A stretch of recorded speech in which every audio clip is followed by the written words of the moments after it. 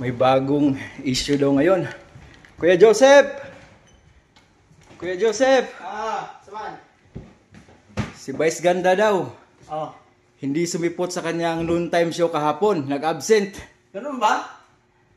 Nako, isa lang ang ibig sabihin yan. Tumalab. Tumalab yung mga komento ng mga taong bayan sa kanya.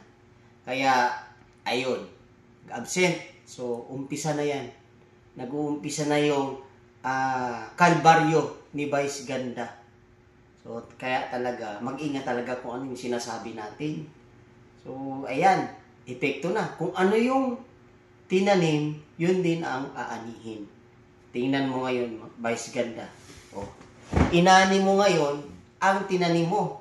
Kasi ikaw yung unang sumindi. No? Ikaw yung unang sumindi. Kaya, tuloy. Ayun. So, nagka-epekto na. Epekto na. So, ano yung lesson dyan?